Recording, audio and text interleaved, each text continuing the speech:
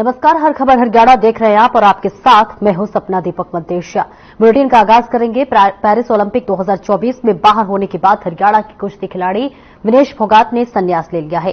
विनेश ने ट्विटर पर इसकी घोषणा की है और वही हरियाणा सरकार ने विनेश फोगाट को सम्मानित करने का फैसला किया है। सीएम नायब सिंह सैनी ने विनेश को 1.5 करोड़ रुपए और सम्मानित करने की घोषणा की है, तो वही उन्होंने कहा कि हरियाणा की हमारी बहादुर बेटी विनेश फोगाट ने जबरदस्त प्रदर्शन करके ओलंपिक में फाइनल में प्रवेश किया था। किन्हीं भी कारणों से वो भले ही ओलंपिक का फाइनल नहीं खेल पाई हों, लेकिन हम सब के लिए वो एक चैंपियन है। हमारी सरकार ने यह फैसला लिया है कि विनेश फोगाट का स्वागत और अभिनंदन एक मेडलिस्ट की तरह ही किया जाएगा। हरियाणा सरकार ओलंपिक रजत पदक विजेता को जो सम्मान, इनाम और सुविधाएं देती है, वे सभी विनेश फोगाट को भी कृतज्ञतापूर्वक दी जाएगी।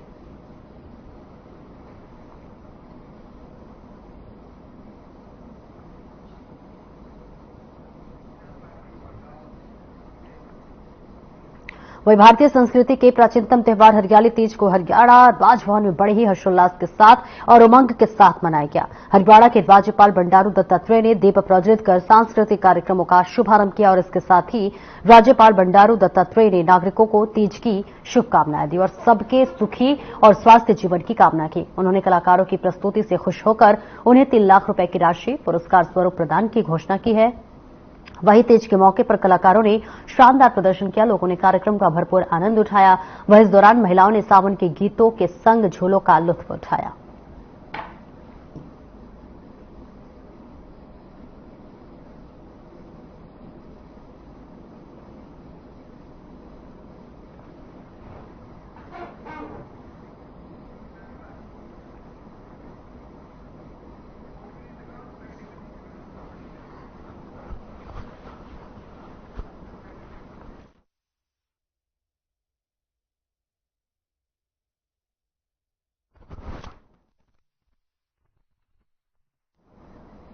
वहीं कृषि एवं किसान कल्याण मंत्री कंवरपाल ने बुधवार को चंडीगढ़ में Indian international horticulture market Gannaur mega project में चल रहे विकास कार्यों का समीक्षा के लिए संबंधित अधिकारियों की बैठक की और अध्यक्षता की है। उन्होंने कहा कि Indian international horticultural market Gannaur का प्रोजेक्ट प्रदेश सरकार का ड्रीम प्रोजेक्ट है और इसमें जहां निर्माण कार्यों में गुणवत्ता का विशेष ध्यान रखा जाना चाहिए, वहीं सभी कार्यों को भी निर्धारित अवधि में पूरा किए जाने की जरूरत है।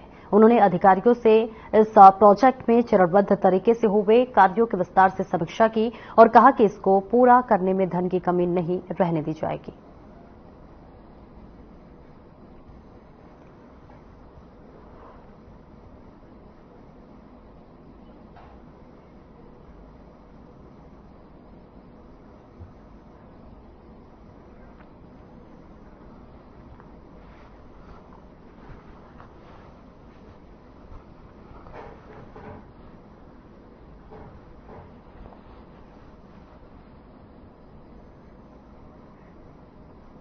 वहीं 15 अगस्त को पूरे देश में स्वतंत्रता दिवस मनाया जाता है और हर घर तक भारत का तिरंगा पहुंचे और हर घर में देश प्रेम पनपे, इसके लिए डाक विभाग द्वारा पिछले साल की भांति ही अब की बार भी तिरंगा उपलब्ध कराया जा रहा है। आपको बता दें कि डाकघर से कोई भी तिरंगा खरीद सकता है। वहीं डाक विभाग के इस स्कीम की लोग जमकर सराहना भी कर रहे हैं। वहीं प्रवर डाकपाल ने कहा कि फिलहाल 2000 तिरंगे जीपीओ में मंगाए गए हैं और जैसे जैसे लोगों की डिमांड बढ़ती जाएगी, वैसे वैसे डिमांड के अनुसार झंडे और उपलब्ध करवाए जाएंगे। साथ ही उन्होंने कहा कि हर साल की तरह पूरे देश में 15 अगस्त को स्वतंत्रता दिवस बड़े ही धूमधाम के साथ मनाया जाएगा। स्वतंत्रता दिवस की खुशी में डाक विभाग अपना योगदान देने से पीछे नहीं है।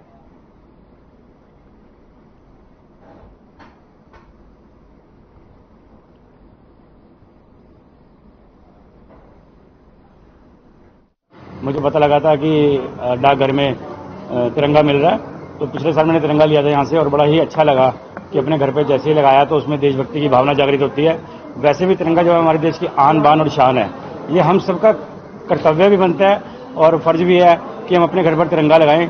हमेशा ना लगा सके तो 15 अगस्त पर तो जरूर लगाना चाहिए, जिससे हमारे अंदर देशभक्ति की भावना जागृत होती है और सभी लोगों में जो देखते हैं इसे उनमें भी भावना जागृत होती है। तो मैं चाहूंगा कि जैसे मैं यहाँ पे अपने देश का तिरंगा लेने आया हूँ, ये अपना प्रधान डाकघर के अंदर जितने भी हमारे पास इस बार जो 15 अगस्त के उपलक्ष्य में जो हमारे पास झंडे आए हैं, इस बार हमारे पास 2000 झंडे आए हैं और इससे संबंधित जो उप डाकघर हैं उनको भी हमने मतलब भेज दिए हैं बिक्री हेतु, ताकि भी जो भी अगर इसको लेना चाहें तो अपने संबंधित डाकघर से ले सकते हैं। इसकी जो कॉस्ट इस बार है वो 2500 रुपये प्रति झंडा रखी गई है और हमने स्पेशल काउंटर भी रखा हुआ है। यहाँ हमारे शॉपी है, उसके अंदर हमने सेल के लिए रखे हुए हैं। जो भी इच्छुक चाहता है तो अपने झंडे प्राप्त कर सकते हैं। सर 15 अगस्त हमारा राष्ट्र का पर्व है और बहुत ही पावन पर्व है। हर साल बड़ी धूमधाम से मनाते हैं। पिछले साल भी इसी जगह हमारे पोस्ट ऑफिस में ये तिरंगा झंडा उपलब्ध करवाया गया था। हर साल की तरह इस बार भी उपलब्ध करवा रहे हैं झंडा। जिसने भी किसी को लेना हो वो झंडा यहाँ से आकर ले सकते हैं। तिरंगा हमारे देश की शान है। मैं भी इस बार तिरंगा लेने आया हूँ। तिरंगा हमारे देश की शान है। मुझे बड़ी खुशी है इस बात की कि हम 15 अगस्त को अपने घर के ऊपर तिरंगा लहराएंगे।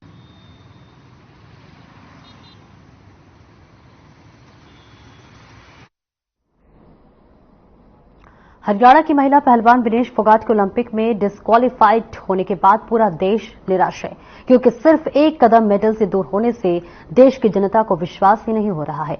और इसी को लेकर हरियाणा के पूर्व खेल मंत्री अनिल विज ने अफसोस जाहिर करते हुए कहा कि ये बहुत ही आश्चर्यजनक है और खेदजनक भी है, क्योंकि सारा देश उम्मीद लगाकर बैठा था। उम्मीद ही नहीं, लोगों को विश्वास था कि, लेकिन आज लोग काफी दुखी हैं।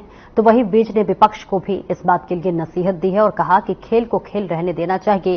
राजनीति में खेल होते देखा है और लेकिन खेल में राजनीति नहीं होना चाहिए।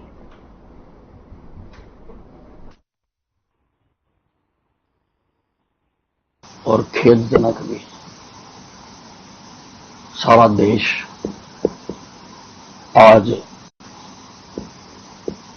गोल्ड मेडल की उम्मीद लगाए बैठा था। उम्मीद क्या, लोगों को विश्वास ही था। विनेश की कुश्ती मैंने भी देखी है और जितनी फुर्ती के साथ वो विरोधी को चित करती है, मैंने देखी है उसकी कुश्ती। इसलिए पूरा विश्वास था कि गोल्ड मेडल लेके आएगी।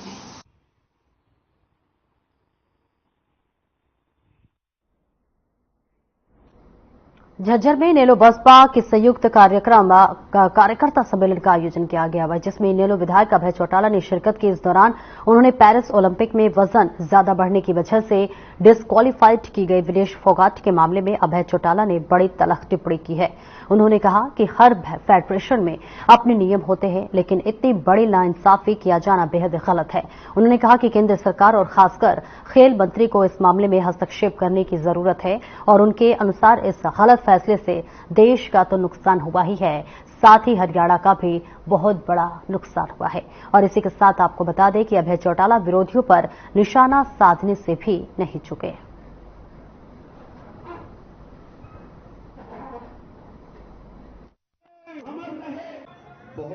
हर फेडरेशन के अपने रूल हैं, पर प्रोग्राम वजन बढ़ने के ऊपर किसी के साथ इतना बड़ा नाइंसाफ करना ये गलत है। हमारा केवल मेडल नहीं, मतलब ये मान के चलो कि इससे हर एथलीट का मन टूटता है। इसके लिए केंद्र सरकार को कोई बातचीत करनी चाहिए। हमारा जो स्पोर्ट्स मिनिस्टर है उसको भी हमारी तरफ से, जो इंडिया की तरफ से 2 इंटरनेशनल कमेटी के मेंबर हैं, उनको भी इस बारे में बात करनी चाहिए। रेसलिंग फेडरेशन को भी करनी चाहिए। हम कैसे अपने बच्चों का मनोबल बढ़ाएंगे।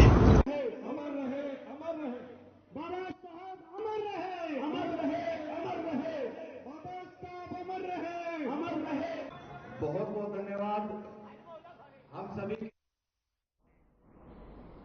चरखी दादरी नई अनाज मंडी में आम आदमी पार्टी की परिवर्तन जनसभा का आयोजन हुआ, जिसमें पंजाब के मुख्यमंत्री भगवंत सिंह मान सहित आम आदमी पार्टी के नेताओं ने संबोधित किया। जनसभा को संबोधित करते हुए मुख्यमंत्री भगवंत सिंह मान ने कहा कि दिल्ली के मुख्यमंत्री अरविंद केजरीवाल के नेतृत्व में आम आदमी पार्टी ने राजनीति में परिवारवाद को खत्म करने का काम किया है और इसी के साथ आगामी विधानसभा चुनाव में हरियाणा प्रदेश की जनता आम आदमी पार्टी की सरकार बनाने का काम करेगी और इसी के साथ साथ प्रदेश की जनता की भलाई के लिए कार्य के लिए किए गए हैं।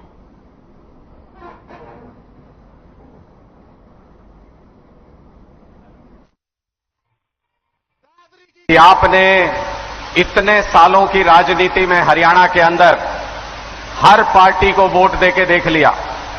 हर एक पार्टी को मैं कहता हूं, जो भी आपके दरवाजे पे आया, जिसने भी ये कहा हाथ जोड़ के कि हमें वोट दे दो, आपने सबको कहा कि जा बेटा राज कर, तू भी हरियाणा का राज चला के देख। लेकिन आपको कभी भी अपने जीवन में कोई भी मूलभूत सुविधा मिली हो तो बता दो। बिजली, पानी, स्कूल, अस्पताल, युवाओं को रोजगार, एक मुद्दे के ऊपर भी अगर आप ये कह सकते हो कि किसी सरकार ने काम किया है।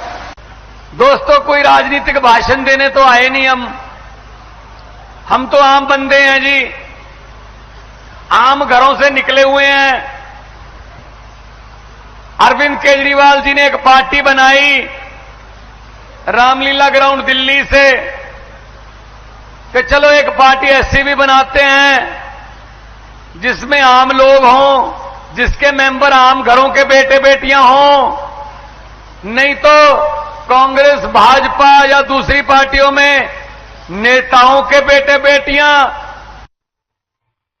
दादरी की क्रांतिकारी जनता सरदार भगवंत मान जी का। हरियाणा के परिवहन मंत्री असीम गोयल ने जनता को बेहतर सेवाएं देने के वायदे को लेकर कैथल के बस स्टैंड पर औचक निरीक्षण किया, जिसमें बहुत सी सेवाओं की जांच की गई और इसमें मुख्यतः बस स्टैंड पर शौचालयों को लेकर मिल रही शिकायतों का जायजा लिया गया। इसके अलावा हैप्पी कार्ड और बसों को अन्य व्यवस्थाओं का भी निरीक्षण किया गया। उन्होंने बस अड्डे पर सवारियों और चालक परिचालक से भी बातचीत की ताकि सेवाओं को और भी बेहतर किया जा सके।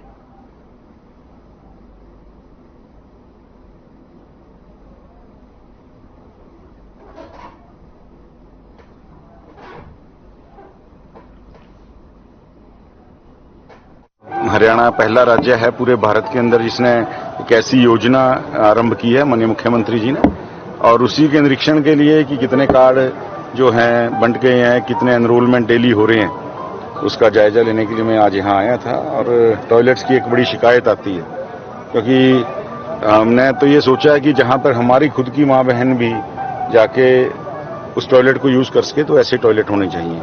और मेरे ध्यान है कि ऐसा उस मार्ग जो उस बेंचमार्क के हिसाब से हम सोच रहे हैं, बिल्कुल भी टॉयलेट नहीं है उस हिसाब से।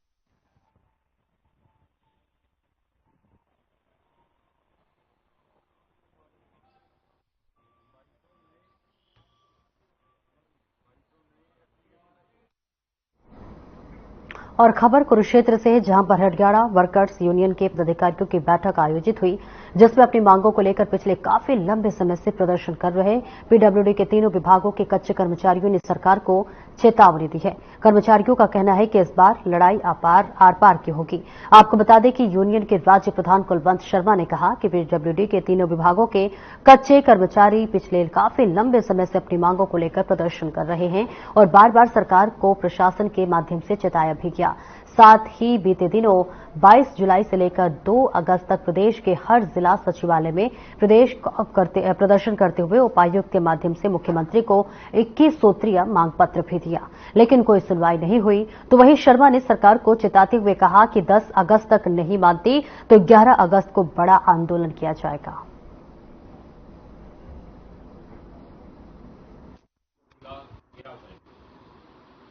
हम हरियाणा सरकार से पीडब्ल्यूडी के तीनों विभागों के कर्मचारियों की मांगों को लेकर विभागीय प्रमुख अभियंताओं व विभाग के एसीएस से लगातार बातचीत कर रहे हैं। माननीय मुख्यमंत्री को भी हमने कई दफा अपना 21 सूत्रीय मांग पत्र कर्मचारियों की मांगों को हल करने के लिए भेजा हुआ है, परंतु सरकार बातचीत करने में आनाकानी नहीं कर रही है, जिससे कर्मचारी वर्ग में भारी रोष है। हमने कर्मचारियों के रोष को देखते हुए 22 जुलाई से 2 अगस्त तक सभी प्रदेश के उपायुक्त कार्यालयों पर प्रदर्शन करते हुए अपनी मांगों का मांग पत्र उपायुक्त को दे। Satyapal Verma, Haryana government PWD mechanical worker union system 41 head officer की दादरी कैंप कार्यालय करनाल का राज्य चेयरमैन। हमारी मांग जो है, हमने पहले सरकार को नोटिस दिया था कि भाई उपायुक्त के माध्यम से फील्ड कर्मचारियों की 21 सूत्री मांग पत्र मुख्यमंत्री के नाम भेजकर अपील करेंगे कि वो कर्मचारियों की मांगों का समाधान बातचीत द्वारा करें। लगातार जो हम 1 साल से एजुटेशन करते आ रहे हैं, पंचायत एवं विकास विभाग के अंदर, पंचायत विभाग के अंदर जो कर्मचारी कच्चे थे उनको जो है 1 साल से वेतनमान नहीं दिया गया था। हमने पब्लिक हेल्थ और पंचायत विभाग से मिलकर के लाखों लाख रुपए उन कर्मचारियों को दिलवाने का काम किया। 11 अगस्त को Haryana government PWD Kurukshetra police ने घर में चोरी करने के मामले में 4 आरोपियों को गिरफ्तार किया है। अपराध अन्वेषण शाखा 2 की टीम ने कार्रवाई को अंजाम दिया। पकड़े गए चोरों की पहचान प्रिंस रिंको बलबाज और अश्वनी उर्फ आशु पंडित के रूप में हुई है। गिरफ्तार किए गए आरोपियों के पास से चोरी का सामान भी बरामद किया गया है। जानकारी देते हुए पुलिस परिरक्षक मोहनलाल ने बताया कि 4 जून को थाना कुरुक्षेत्र पुलिस को पीड़ित ने बताया कि वो 25 मई को वो पिता के देहांत की वजह से वो हरियाणा चला गया हुआ था। इसी के साथ जब 3 जून को वापस लौटा तो देखा कि घर का सारा सामान बिखरा पड़ा है। घर में से जो है सामान भी चोरी हुआ है, जिसकी शिकायत पर पुलिस ने जांच शुरू कर दी और चोर को गिरफ्तार कर लिया है।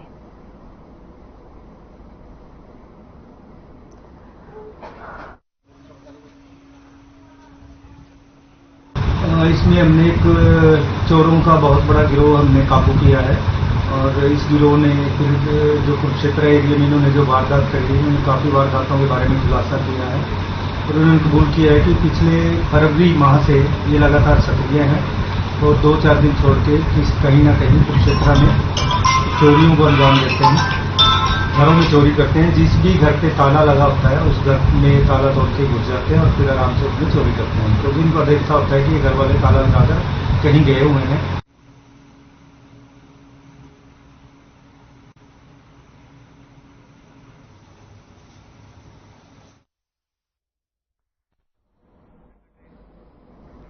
पूर्व मंत्री विख्यात उद्योगपति रहे लौह पुरुष स्वर्गीय ओम प्रकाश जिंदल की 94वीं जयंती कुरुक्षेत्र में धूमधाम से मनाई गई। इस मौके पर कुरुक्षेत्र के जिंदल पार्क में आयोजित कार्यक्रम उनकी मूर्ति पर श्रद्धा पुष्प अर्पित किए गए। तो वहीं ओम प्रकाश जिंदल की समाज कल्याण के लिए किए गए कार्यों को याद किया गया। इस दौरान थानेसर नगर परिषद की निवर्तमान अध्यक्षा और राज्य मंत्री सुभाष सुधा की धर्मपत्नी ओमा सुधा ने कहा कि ओम प्रकाश जिंदल ने अपना जीवन जरूरतमंद लोगों की सेवा में लगाया।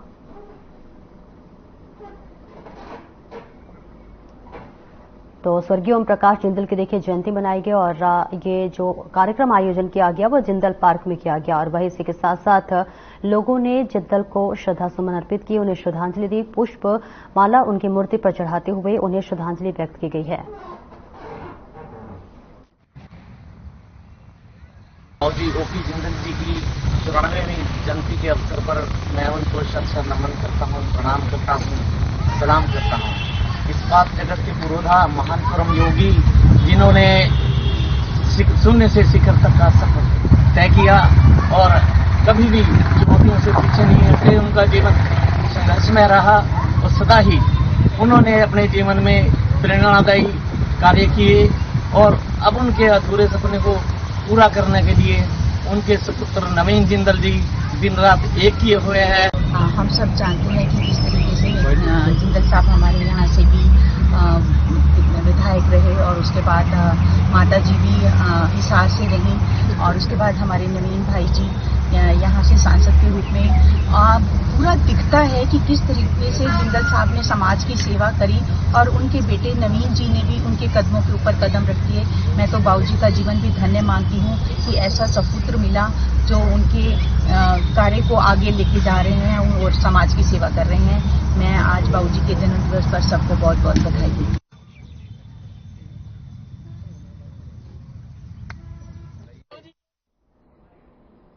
हरियाणा राज्य नारकोटिक्स कंट्रोल ब्यूरो की सिरसा यूनिट ने नशे के खिलाफ बड़ी कार्रवाई की है।